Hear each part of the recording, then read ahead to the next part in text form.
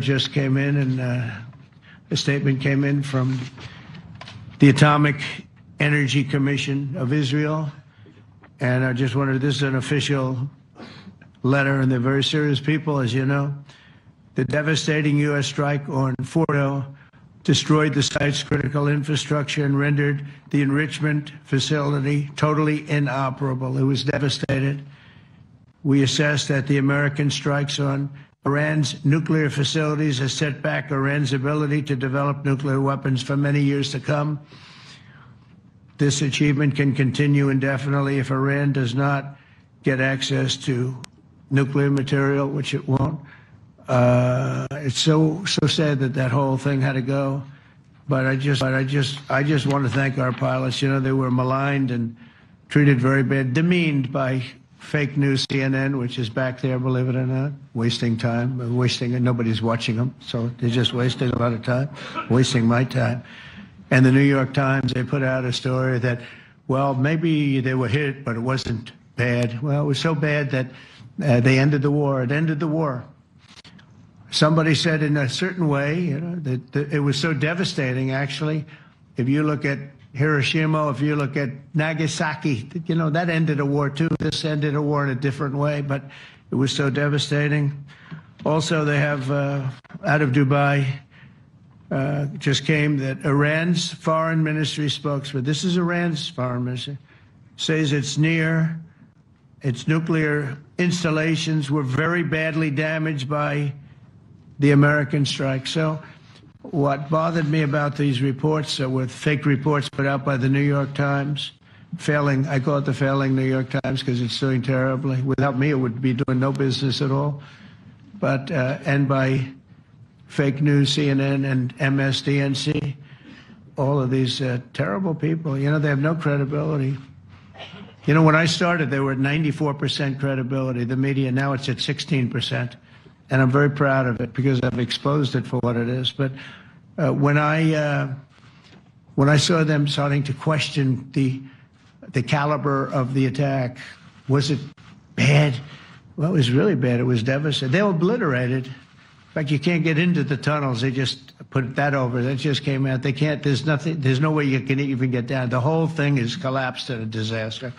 And I think all of the nuclear stuff is down there because it's very hard to remove. And we did it very quickly. When they heard we were coming, it was, you know, you can't move it. Very hard, very dangerous, actually, to move to.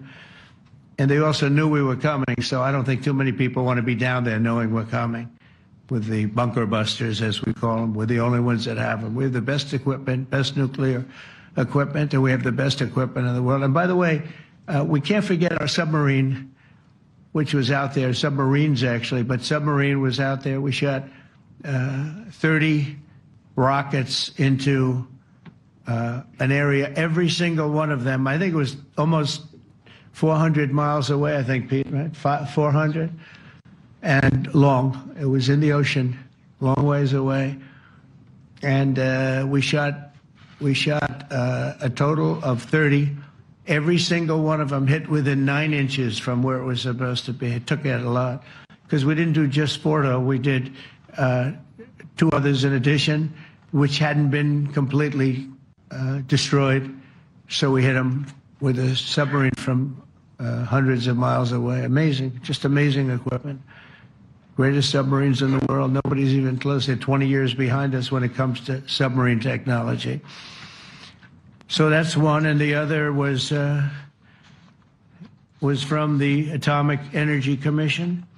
And they have about 3 or 4 of them now coming in from atomic energy commissions from various places. But the one that we have that just came out, we released it a little while ago, was from the Israeli Atomic Energy Commission. But numerous of them are getting to see the site, and the site has been demolished.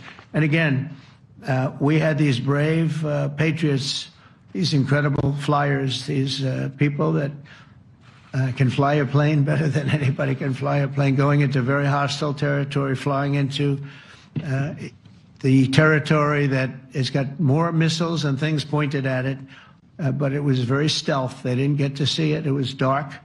That's the amazing thing about the shots. They hit the shots perfectly, and yet it was dead dark. There was no moon. There was no light.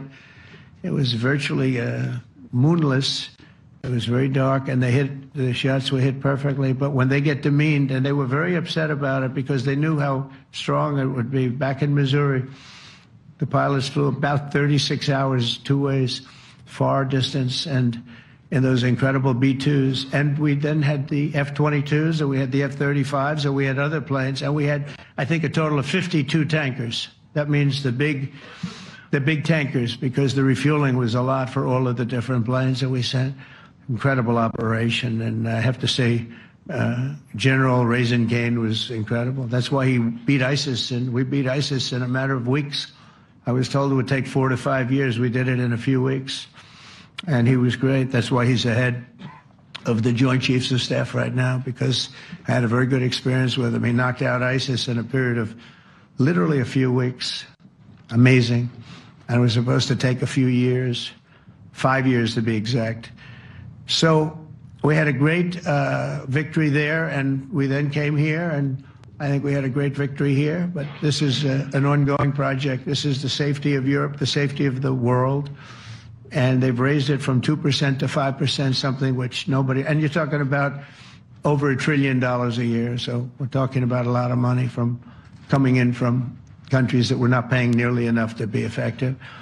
So I have, as you know, Marco Rubio with me, and Pete Hegseth, Secretary of State and Secretary of War. Should we say Secretary? You know, it used to be called Secretary of War. Maybe for a couple of weeks we'll call it that, because we feel like warriors. It used to be called Secretary of War. In fact, if you look at the old building next to the White House, you can see where it used to be Secretary of War. Then we became politically correct, and they called it Secretary of Defense. I don't know, maybe we'll have to start thinking about changing it, but we feel that way.